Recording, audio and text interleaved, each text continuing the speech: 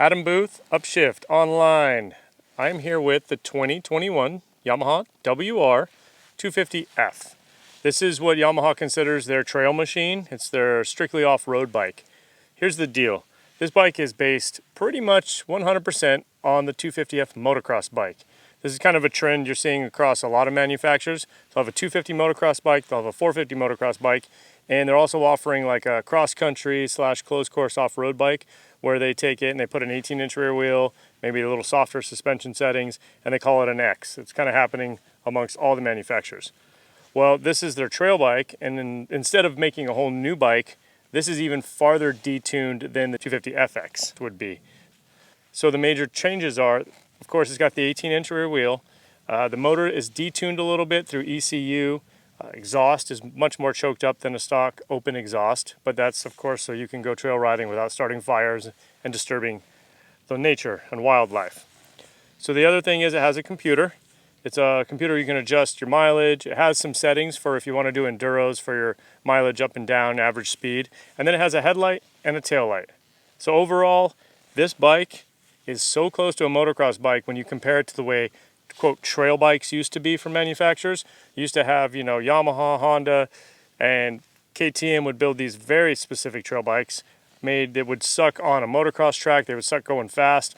Well, it's kind of the opposite now. This bike is motocross at heart and can go off-road on the tighter trails. Generally, what I find from this bike and riding it is it's still very aggressive. It's still quick off the throttle. You have to control it. EFI, so it's pretty snappy.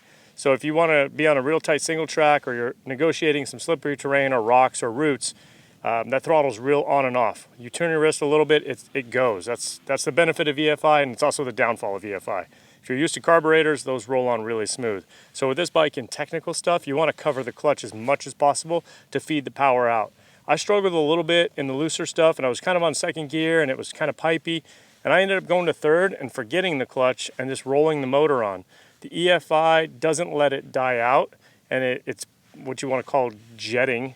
It's super clean. The mapping is clean all the way down to idle. So I'm not saying this bike isn't good on single track or tight terrain. It just takes a little more input than maybe a bike that's a little more designed for tight riding. You have to cover the clutch.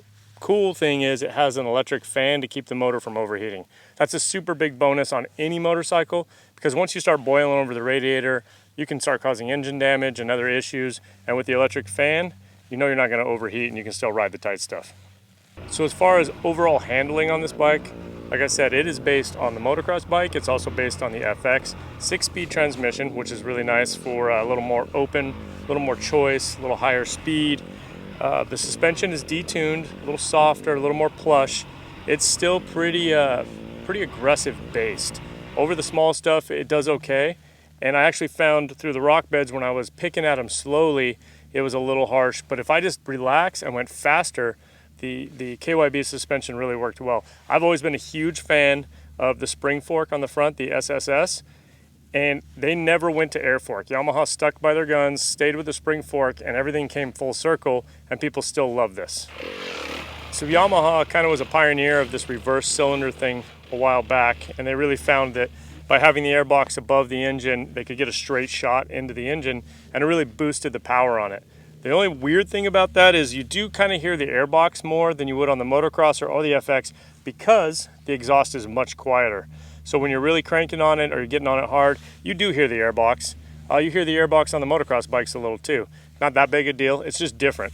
So the WR250F is kind of good everywhere. It's kind of this general bike that can go on the trails, can go fast in the desert, can go medium speed, the suspension works on a lot of different surfaces. But with this, it has over other trail bikes that are designed really like maybe a two-stroke for really technical riding, is this bike will go to the motocross track because the heart of it is so motocross based that, yeah, you might be at the motocross track with a light and a tail light and a quiet muffler, but the overall chassis balance, kind of the feel of the engine, it's so based on the motocross bike that you could have fun on it. A lot of fun, actually. Maybe change the exhaust and you'd be really good. So speaking of changes, some of the things that as any off-road bike should have is we would put in some durable kind of flag handguards or full wraparounds depending on the style of riding we're doing.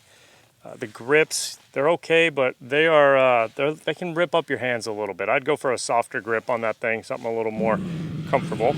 So for some people, a recluse clutch might be what they're really looking for, because if they can't manage that off and on throttle, or their hands get tired with the clutch covering the power delivery right off idle, that kind of clutch could really smooth out the way they ride this and make it more enjoyable.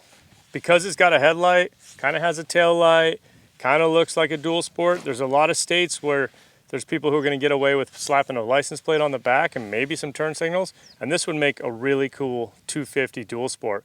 It's aggressive enough to go fast, it does the technical stuff with a little bit of clutch work, but then, man, you could take it to the motocross track and be ripping around with a license plate on the back looking just like a motocross bike. So overall, the WR250F is a cool bike. It's been a while since I really kind of rode 250s off-road or did any hill climbing or trying to go fast through the desert, and 250Fs have way more power than they did even 5 years ago. So it's pretty cool that they're able to put that in a package like this and make it work so well everywhere.